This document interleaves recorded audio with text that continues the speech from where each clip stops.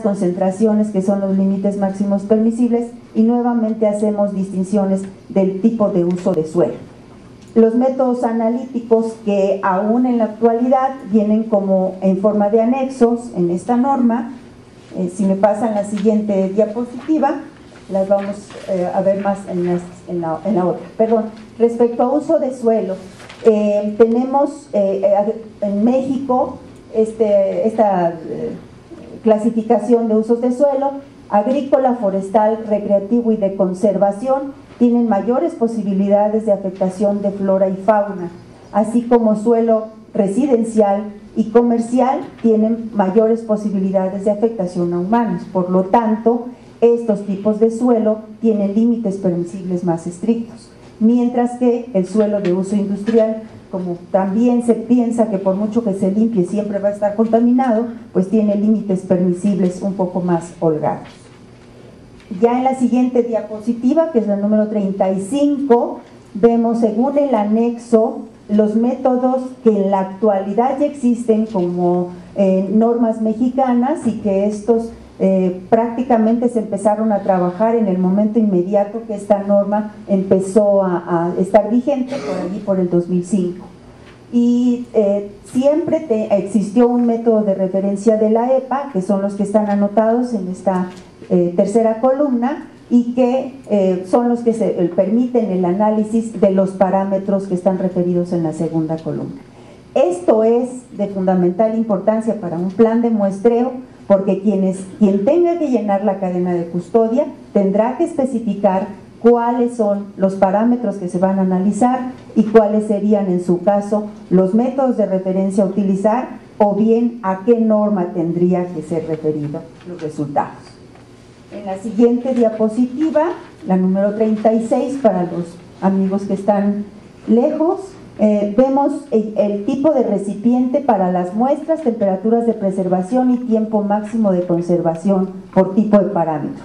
Nuevamente tenemos dividido hidrocarburos fracción ligera, media y pesada. La ligera, por supuesto que por tener los hidrocarburos más volátiles, estos tienen que almacenarse las muestras en frascos de vidrio de boca ancha, con tapa y sello de teflón, o con un cartucho con sello que asegure la representatividad de las muestras hasta su análisis. La temperatura de preservación en todos los casos es la misma, de 4 grados, y el tiempo máximo de conservación, aquí las muestras a las cuales se les va a analizar Vetex está un poco castigado, de 7 días, y sí está castigado porque el obtener muestras en campo, trasladarlas y llevarlas para ingresarlas al laboratorio, allí tenemos un tiempo mínimo. Este es el tiempo que transcurre y que no deberá ser excedido desde que se toma la muestra hasta que se realiza la extracción del analito de interés. Entonces, para alguien que está haciendo el muestreo, esto se tiene que cumplir en menos de la mitad del tiempo, para que dé tiempo a que llegue al laboratorio y cumpla con todo su procedimiento.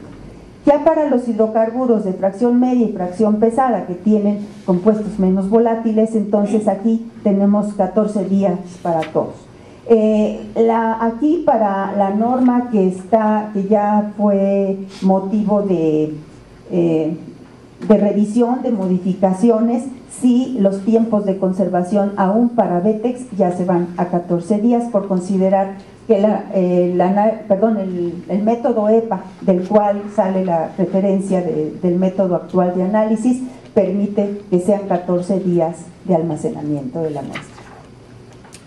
Ahora bien, en cuanto a la evaluación de la conformidad de la norma 138, aquí menciona que la Secretaría, en este caso la Semarnat, reconocerá las determinaciones analíticas que hayan sido muestreadas y analizadas por un laboratorio acreditado y conforme a los métodos establecidos en los anexos que ya referimos.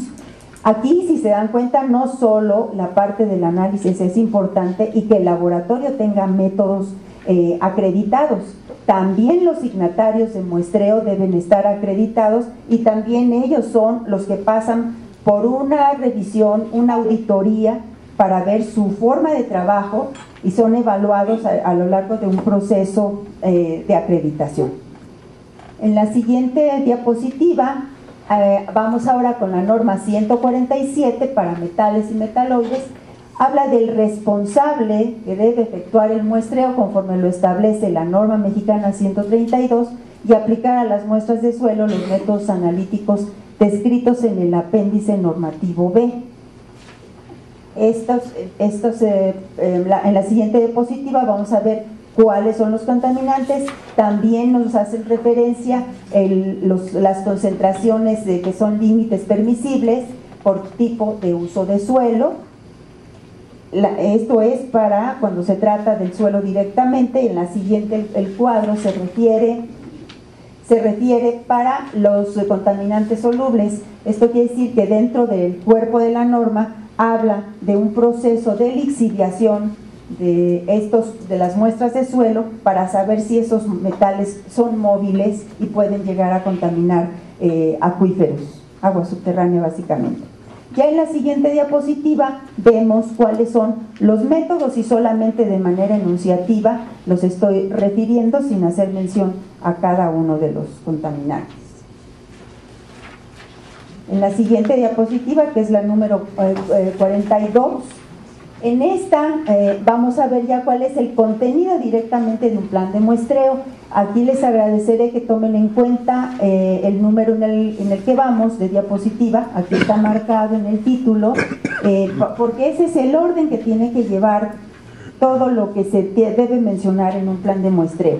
Aquí hago un poco el hincapié que el plan de muestreo se debe elaborar antes de ir a campo, antes de cualquier cosa, y si se elabora un plan de muestreo, les puedo asegurar que la tercera parte del informe ya está hecha, siempre y cuando se haya hecho bien, ¿sí? Así como el levantamiento técnico del sitio también sería otra tercera parte del informe, y con eso vamos adelantando el trabajo, ¿sí? Entonces esto se tiene que hacer antes. Aquí sí les pediría que tomaran en cuenta que a veces no vamos a poder hacer ese levantamiento técnico antes de hacer el plan de muestreo, y que debemos tener la facilidad o la agudeza de poder identificar cuáles son todos los aspectos críticos del sitio.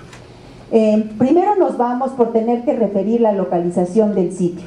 Siempre hay que hablar en qué país, estado, municipio, poblado, la dirección oficial o código postal se encuentra el lugar que vamos a estudiar, incluir planos acotados o imágenes satelitales. Aquí las imágenes satelitales, afortunadamente en la actualidad ya están al alcance de nuestra mano y podemos obtener incluso imágenes históricas. No sé si ustedes se han dado cuenta que el Google Earth da oportunidad de tener imágenes de hace 5 años y a veces descubrimos cosas que todavía el año pasado no podíamos descubrir. Y eso es muy bueno porque aunque estemos hablando de un sitio industrial, un terreno industrial, podemos ver si había bodegas o galerones que están techados y adentro no se veía nada, y en la situación actual ya no existe. Podemos tener una comparativa. Esas imágenes son muy valiosas, pero no por ello nos exenta de tener que hacer un plano acotado. También tenemos que referir si se encuentra en una zona urbana, en alguna vía de comunicación, una instalación industrial, bodega, taller, lo que sea, pero hay que incluir planos de detalle de la instalación. Ese es otro aspecto que cuando se hace todo este levantamiento técnico y se va a la historia del sitio, nunca van a encontrar un plano que corresponda o que al menos haya correspondido a las instalaciones. Lo que se van a encontrar son planos de proyecto antes de que estuviera la instalación. Muy abusados, chequen las fechas de esos planos porque probablemente no les sean de gran utilidad. También tenemos que referir las vías de acceso al sitio, el número y nombre de carreteras, calles, caminos. Es conveniente incluir también un plano de carreteras o caminos o calles para llegar al sitio. Cuando uno se acerca a unas poblaciones pequeñitas, por lo general todo es domicilio conocido. Entonces hay que llegar por los caminos menos pensados para llegar al lugar exacto. También tenemos que hacer la localización geográfica del sitio, las coordenadas UTM. La norma solamente nos pide X y Y, pero también es conveniente tener el dato del cuadrante y la precisión del aparato que estamos utilizando. marca, modelo y demás, y verificar esas coordenadas con planos oficiales y o imágenes satelitales. Aquí, en cuanto a la precisión, que es un dato que muy pocos manejan, esa precisión que el aparato les diga quiere decir que de donde están parados tomando las coordenadas, tienen un radio de los metros que indique en donde podría situarse el punto de muestreo. Así que para que quien venga años después a querer ubicarse en el mismo sitio, pues le va a costar un poco de trabajo si no se deja ninguna huella, ¿sí? Y en cuanto a verificar que las coordenadas sean las adecuadas, pues yo también les puedo decir que hay algunos modelos de geoposicionadores manuales que se tardan mucho en rastrear satélites y el darles la lectura fidedigna del lugar donde están, y que a veces por las prisas no nos fijamos y tomamos la lectura del sitio donde estuvo en el punto anterior, ¿sí? Entonces eso tenemos que checarlo con planos oficiales o imágenes satelitales. Aquí el Google Earth también nos da muchas herramientas para poder tener. Estamos en la diapositiva número 43, donde vemos, solamente para ejemplificar, una instalación industrial, en donde aquí estamos viendo el trazo del polígono que conforma toda la instalación, y solamente por ponerlo como ejemplo, estamos marcando el polígono que sería para un estudio o donde vamos a hacer la remediación. Aquí a lo que me quiero referir es que tenemos que marcar siempre todos los puntos, tanto de toda la instalación como del polígono que se va a estudiar, sea caracterización o remediación. En la diapositiva 44 nos habla, seguimos con contenido de plan de muestreo, nos habla de la delimitación de la zona de muestreo. Aquí ya les especifiqué las coordenadas y siempre hablar de marca y modelo del aparato. Un plano acotado de la zona de estudio generado mediante un levantamiento topográfico. Aquí habrá que incluir detalles de referencia según el tipo de instalación.